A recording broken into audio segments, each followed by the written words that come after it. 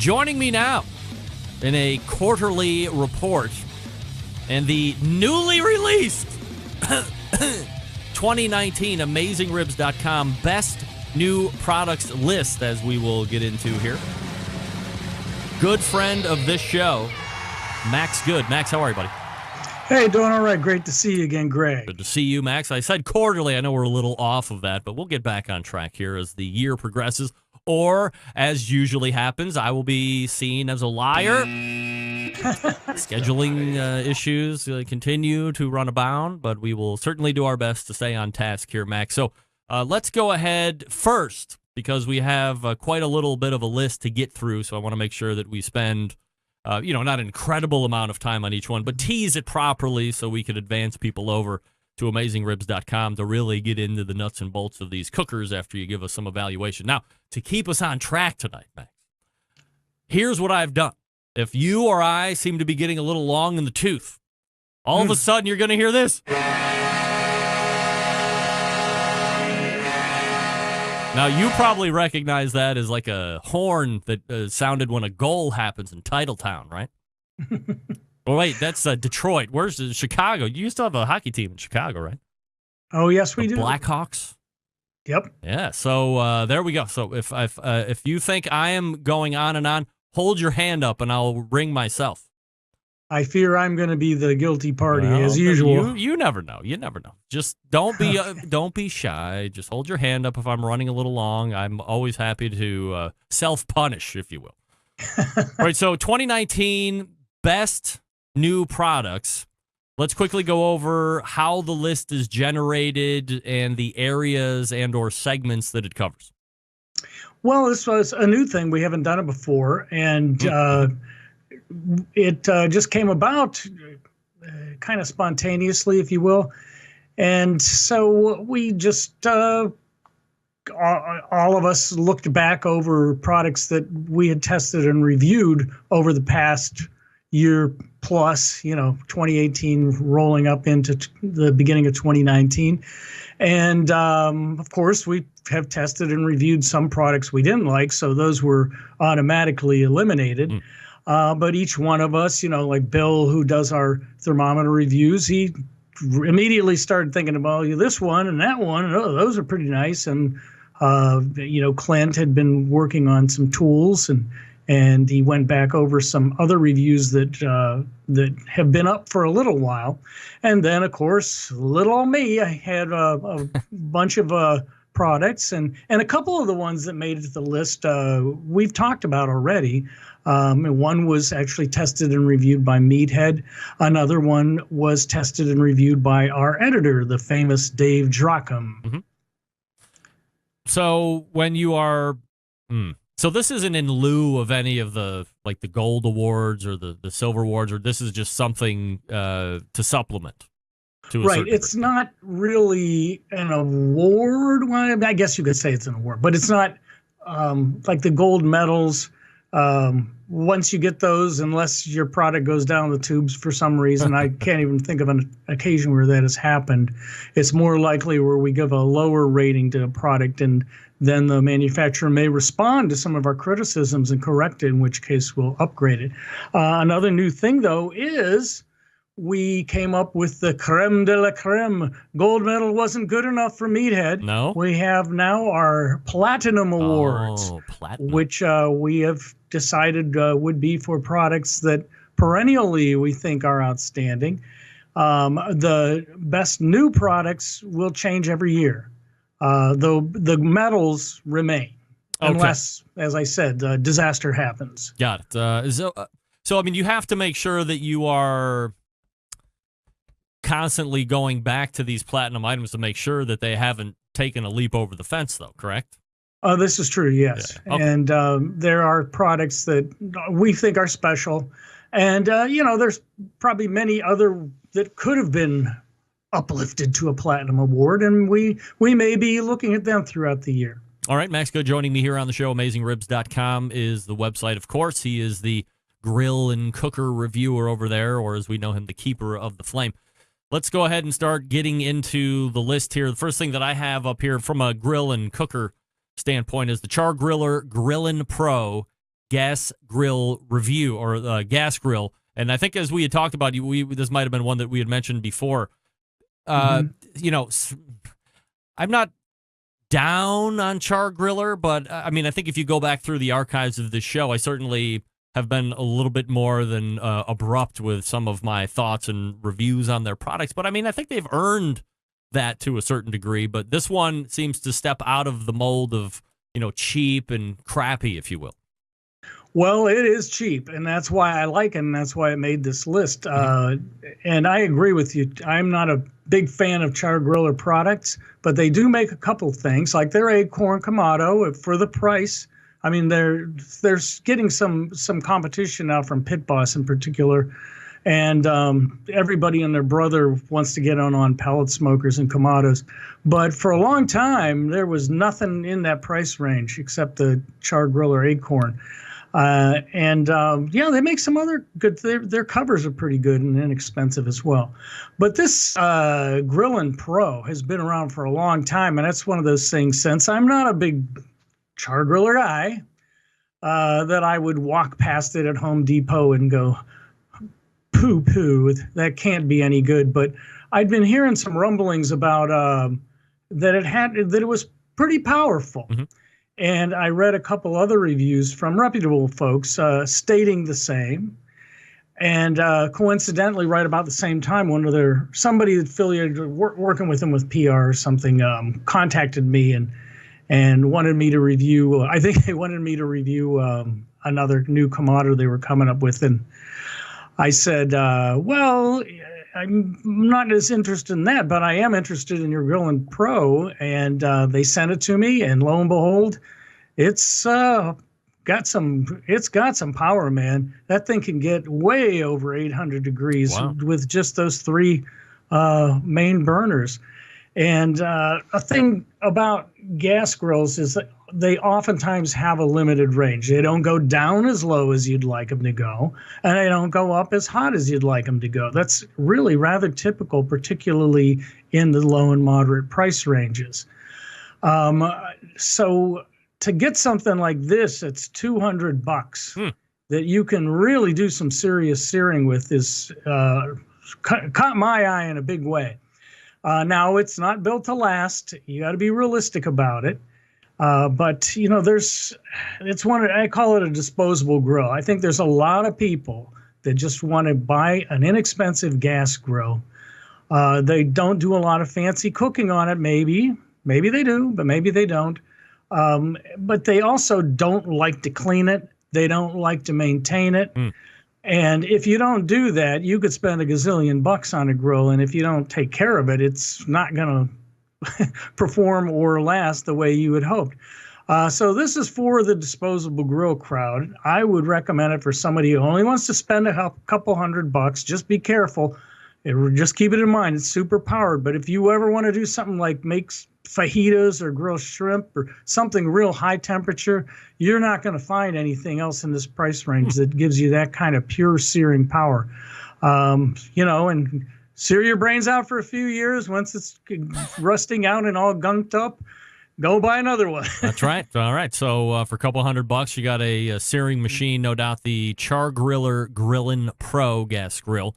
The other one, I have one in my backyard. I've seen them kind of starting to float around, is the new Weber Genesis 2, the E335. It's 3 burners. It's got that little extra helper burner in between the middle and the right side. It's got a optional side burner. I love it. I had a Fervor Icon 350 that was gifted to me by one of the higher end guys there at Al Fresco Living when we were down in, where the hell were we that year for the show, that Atlanta, for that HPB Expo.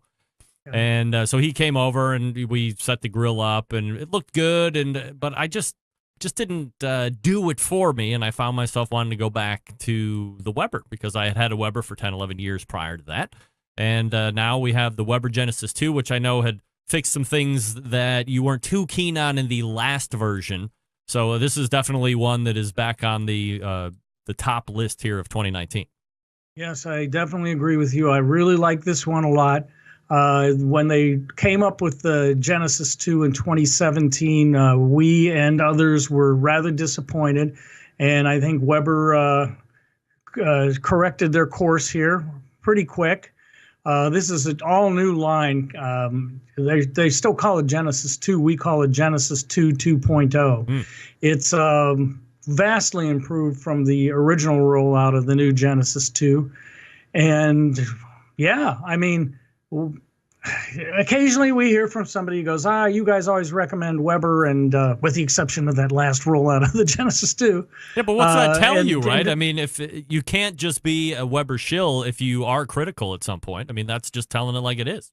Well, you know, if we had loved the last version of it, we would have said so, but we didn't, and we said so. Right. And but now they're back in business, and I guess my point was getting to be that most people who buy Weber continue they have brand loyalty for a lot of reasons, not only because they consistently make good products, and you know the consensus is that, but they also give you fantastic customer support. You know, their motto is Weber for life, and they try to earn that every year, I think. But we do occasionally get people who don't like them. I mean, I don't think that there is any one thing in the whole world throughout history of humanity that every single person has loved. But Weber does a pretty dang good job. Max, the next one, probably a little higher in the echelon of disposable income, is that Heston Outdoor Gas Grill. I mean, if people aren't familiar with it, just Google image Heston Grill, Hestan. I saw these at that same outdoor show that I was talking about when we were down there in Atlanta for the first time, and they're just absolute pieces of art. Almost put it in the same vein of getting a Porsche 911 or some type of a Ferrari. Love to look at it. Would really hate to actually take it out and use it because I wouldn't want to do anything wrong to it. Well, you know, they are pretty, but they're not just to look at. Right, to use for sure. Just like you and I, Greg. I mean, of course. You got to use us too, Max. That's right. You know, use us. Yeah, that's right. Keep us going. Damn it. But yeah, they have some unusual shapes and some really attractive, bright colors that are eye-popping. But, you know, they do deliver the goods too. Really super quality craftsmanship. A great deal of versatility. We love the unusual rotisserie setup they have. You know, in a gas grill, rotisserie will often have a infrared back burner at the back. Well, Heston has a unique design where that burner is above where the rotisserie spit would go. And it also has an adjustable warming rack that you can slide out and slide back in at different levels. And that is right underneath that overhead burner, so it acts like a broiler. It's a beautiful piece of equipment. They make a lot of stuff, and I have this thought that, you know, we're always belly aching about. We wish that gas grill manufacturers would come up with thermostatically controlled gas grills. Right.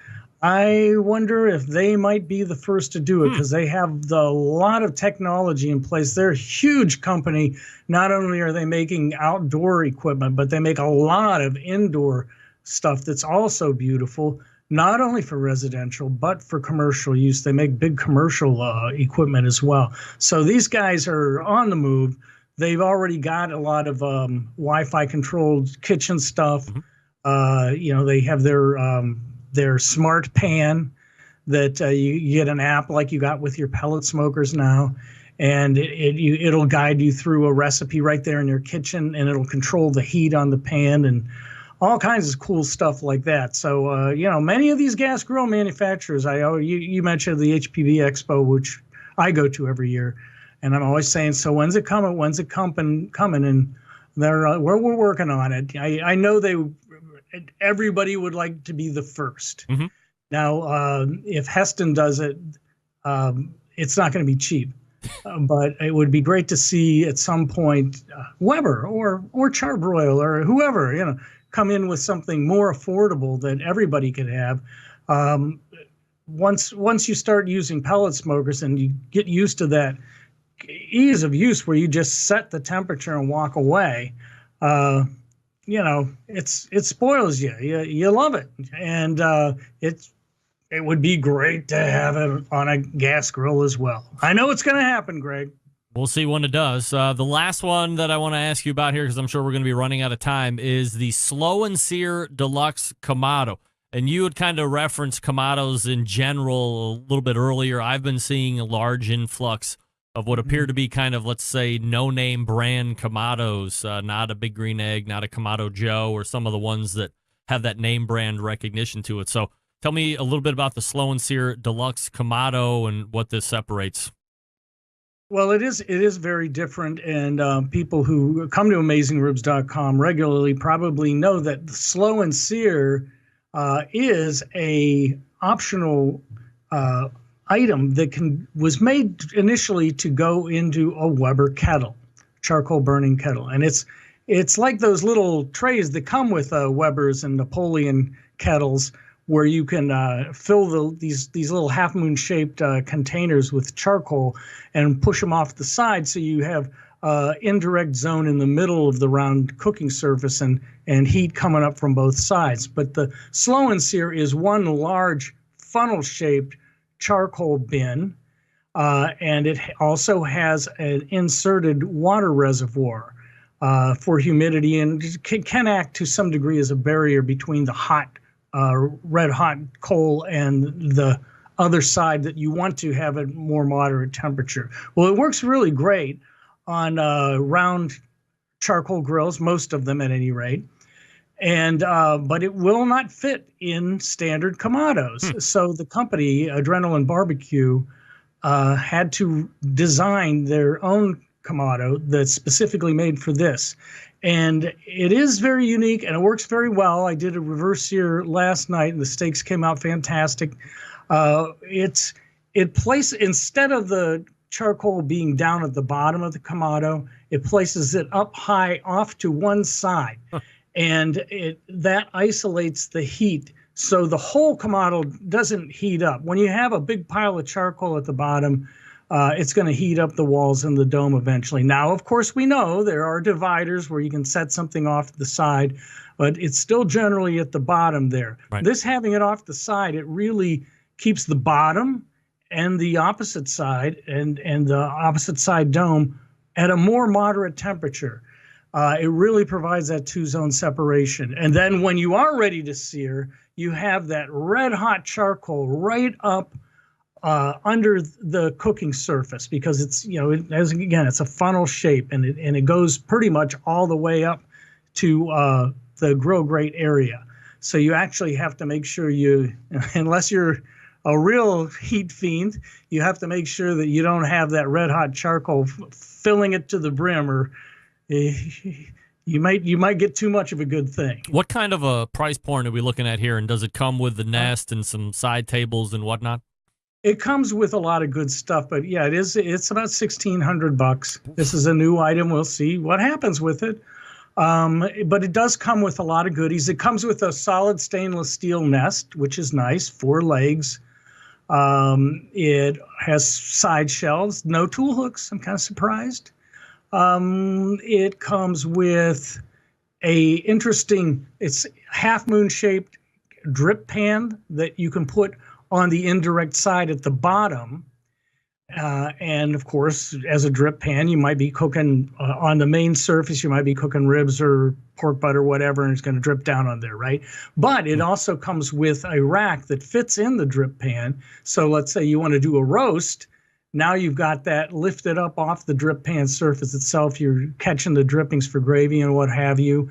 And if you want to, you can take that same drip pan and throw it right over the red hot coal and use it as a griddle. It also comes with an extender grate for extending capacity. Nice. So that is the Slow and Sear Kamado grill, around $1,600 or so. For a complete list, because there are other gadgets and so forth, go to AmazingRibs.com, and I'm sure there's a link right there to the 2019 AmazingRibs.com Best New Products. In the meantime, let's say around every quarter or so, you will see this guy right here, the keeper of the flame, Max Good from AmazingRibs.com on the Barbecue Central Show. Max, always appreciate the time. Thanks so much.